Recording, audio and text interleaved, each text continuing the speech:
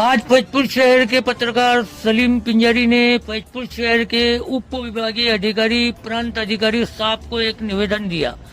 इस निवेदन में इन्होंने मांग की कि फैजपुर शहर और परिसर में हो रही है अवैध वाळू बिक्री, जिसकी वजह से लोगों को बहुत परेशानी का सामना करना पड़ रहा है।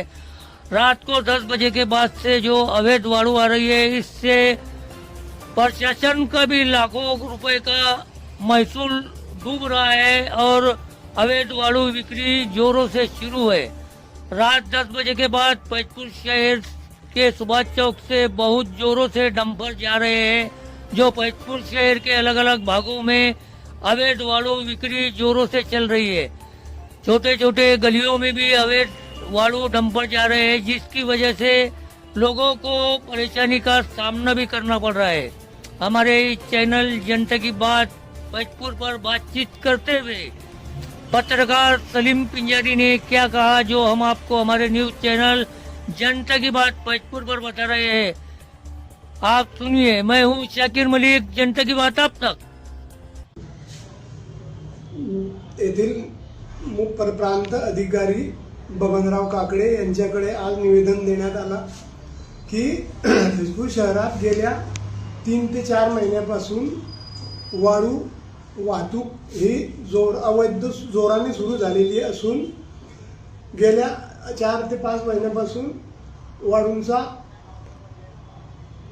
परिसरात दररोज रात्री 10च्या नंतर वाळूची मधुकर सहकारी कारखान्यापासून दररोज वाहतूक होत आहे। तरी याबाबत मी प्रांत अधिकारी बबनराव काकडे यांच्याकडे आज निवेदन देण्यात आले की अवैध वाळूची वाहतूक आपण त्वरित थांबवावी।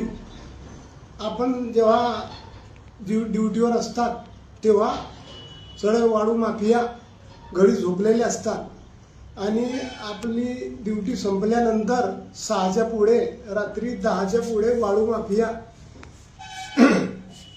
यांचे शासन सुरू होते।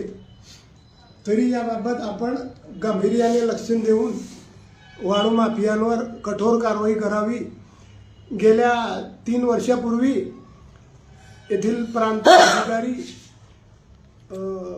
काय नाव होतं त्याचं, प्रांत अधिकारी अजित थोरबोले यांनी जे शासन केले होते कठोर शासन, त्याचप्रमाणे या वाळू माफियावर कठोर शासन व्हावे अशी मागणी मी आज प्रांत अधिकारी फैजपूर विभाग यांना देण्यात आली आहे। लेखी पुढे म्हटले आहे मी की जर यांच्यावर कायदे